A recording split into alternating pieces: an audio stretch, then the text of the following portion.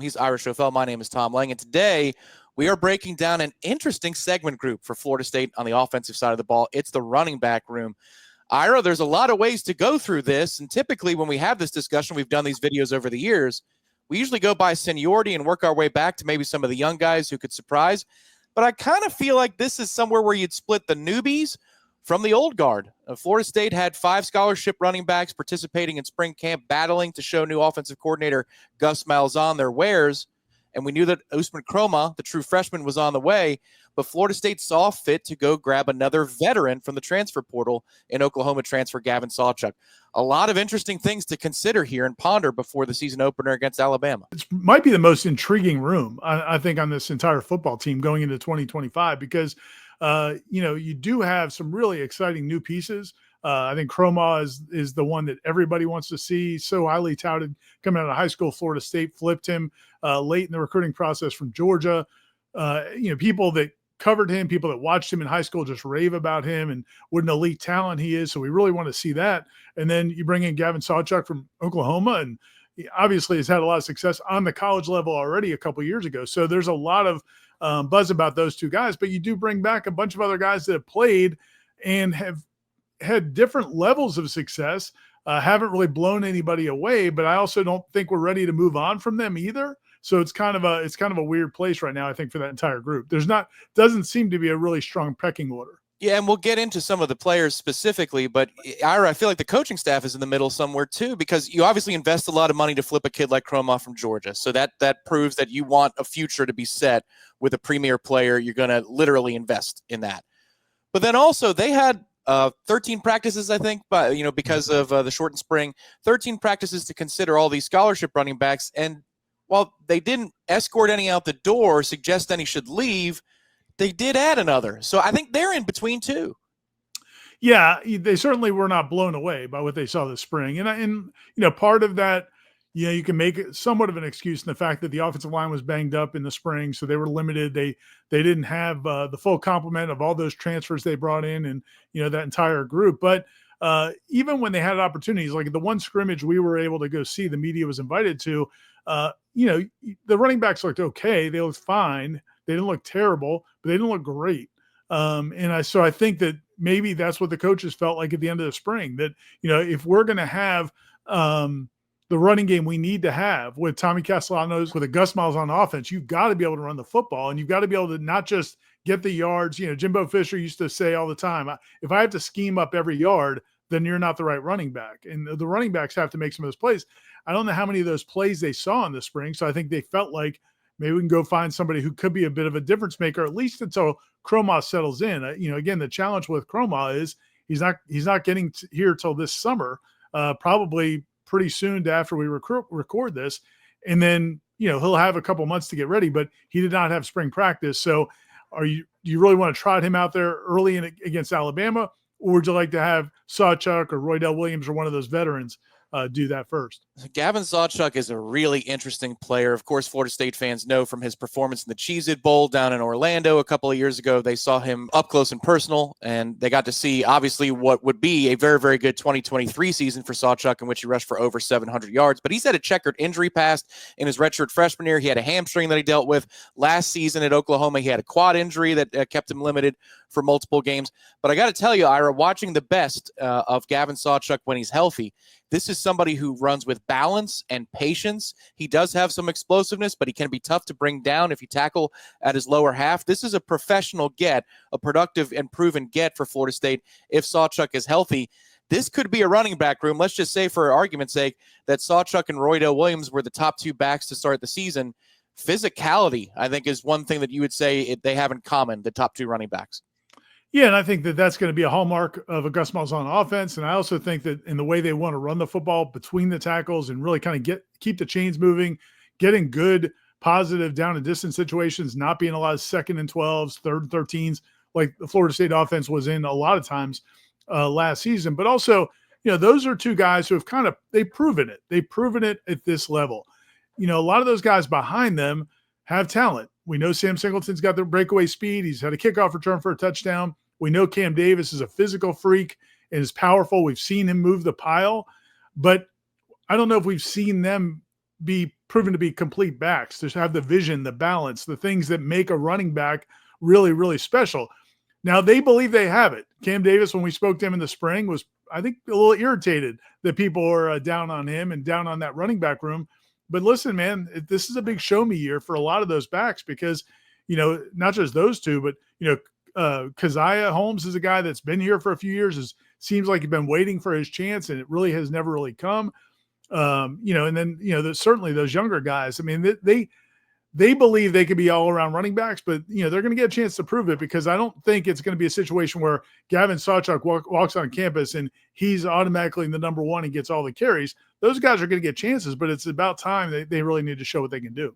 I agree with you. I don't think it's a fait accompli that Sawchuk is going to be the number one back, but I don't think you dip into the portal unless you anticipate he's going to be one of your top players. It just would be a poor use of funds and resources in the offseason unless you thought that the guy you were getting is going to be at least very much on the rotation, which Ira also spawns an interesting discussion because Gus Malzahn doesn't like to share the ball very much. What we saw out of Florida State last year, especially earlier in the season, it was almost like it was on a drive-by-drive basis. Guys were going to take turns as Florida State's lead running back. Gus Malzahn tries to find one dude, give him the title of bell cow, and then use him, much more than 50% of the time. He has done split rep situations, split snap situations. It's not ideal, but I don't think he's trying to rotate 4 or 5 guys here. So I think this battle in fall camp is going to be for keeps, really. Well, I agree with you, and I'm sure that's what he would love to do.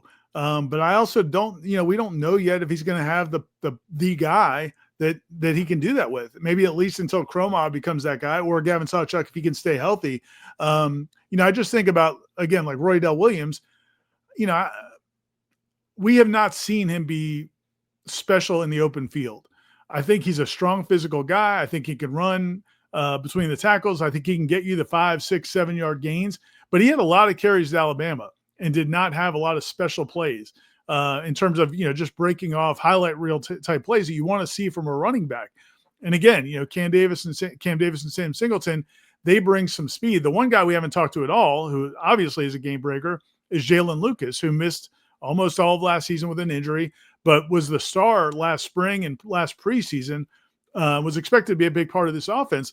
But I don't know that he's an every down back. I mean, he's a smaller dude, and he did get hurt early last season. And so is he a guy that you can give the ball to 25 times a game? Probably not. So how do you use him? So I think Gus Malzahn's going to have to be a little bit more creative than he's been in the past, and maybe go a little bit more situationally with some of these guys, because I don't know that you have an all-around guy unless Sawchuk is that guy and then Cromah later on. The one thing about a healthy Sawchuk is he did have those game-breaking plays that you're talking about, be it in the rivalry game against Oklahoma State, a couple of big runs against BYU, and 2 years worth of bowl games. You saw breakaway plays, 30, 40-yard runs for Gavin Sawchuk. But you're right, Jalen Lucas is a Swiss Army knife, and it's not like he's not tough either, Ira. Right. One thing I noted, he was a cameo appearance last season because of the injury, but he's not a scat and speed guy that doesn't have a little bit of snarl and a chip on his shoulder. He runs physically. So, if they're trying to impose their will physically, and this goes hand in hand with an offensive line breakdown that we'll do in this series later on, but if they can establish that physicality up front, they don't have guys that are easy to bring down behind them. I think that would be the strength of this room. What we're looking for is what you're talking about, the explosiveness, the consistency of breakaway ability. We'll see, man. And again, Jalen Lucas, I agree with you. He does run with a chip on his shoulder. He's always been the smaller dude, and he's a tough kid, very tough kid out of Louisiana. But at the end of the day, man, if you don't have a great deal of mass and power, it's going to be easier to bring you down if they get their arms on you. Now, in the open field, he's tough, and I think he can run through some arm tackles, but he's not a guy that's going to move the pile.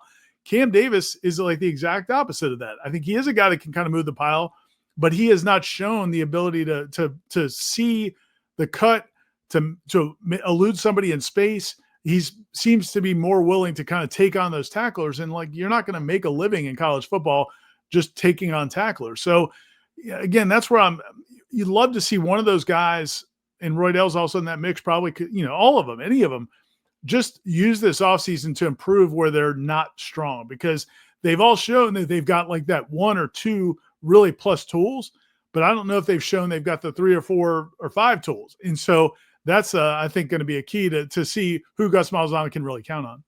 and what the splits are going to be like. For the entire rundown of Florida State's running back room, below this video right here, you'll see in the comments section Ira's article on warchant.com. You can sign up for warchant.com right now for $1 for your first week. We would love to have you join the largest FSU community in the business. And if you're a student at Florida State, welcome to Tallahassee. Here's your welcome gift, a free subscription to warchant.com. That's a $120 value. Yours absolutely free, as you see in the instructions on the screen. All you got to do is email us from your fsu.edu email account. It's almost like Facebook back in the day. If you got a .edu, you're in. That's what we're going to give you here at warchant.com, absolutely free. So, Ira, just closing thoughts here. There's a lot to sort through. This is not going to be a resolved issue even at the Alabama game, I don't think. We're probably going to get it in October before we really know what Florida State thinks of its running back room. If you had to make a guess for who Florida State's leading attempt guy in terms of total carries is, and Florida State's leading rusher in terms of total yardage, same guy, different guy, not counting Tommy Castellanos, there's no cheating. Who would that player be for you? For yards, I'm going back and forth in my head as I go through this. For yards, I'm going Croma. For carries, I'm going Sawchuk. But I think Roydell's going to be heavy in the mix too. And then we'll see if Cam and Sam and Keziah can get in there. Man, it is a crowded room. It is. I think for attempts, what do you think? It's going to be Sawchuk, I think, on attempts. It just, if he's healthy, and I'm assuming whatever medical this has to be like the NFL in some ways. I'm sure they vet the prospect before they get on campus medically just to see where he's at. Right. Sawchuk does have the patience. He has the vision to cut it back if he needs to. Like, the best of him fits Gus's scheme brilliantly.